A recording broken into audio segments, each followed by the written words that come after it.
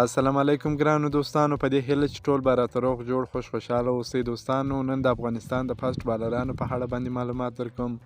لکه څنګه چې تاسو ته بهتره معلومه ده چې افغانستان فاسټ بالینګ ته ډیر ضرورت لري. د افغانستان کمزورتیاوې ډیری وخت په فاسټ بالینګ کې په اوسني وخت کې یوازې په زلحق پارو کې دي چې نور بالران ورسره په څنګ کې د ملګرتیا ده نسته.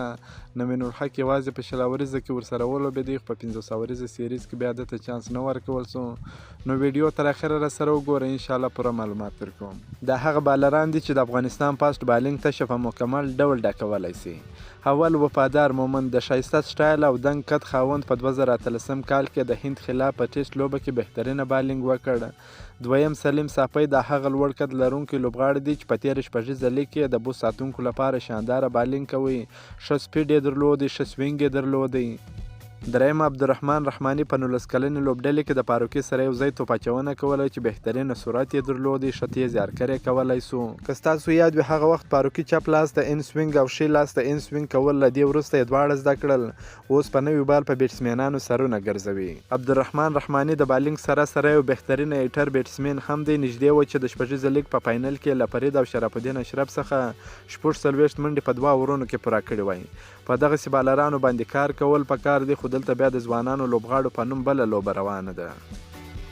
څلرم بلال سمی دا یو بل ځوان تکړه لوبغاړی دی چې د همدې کال په لومړیو میاشتو کې په 19 کلنو نړیوال جام کې راڅرګند سو.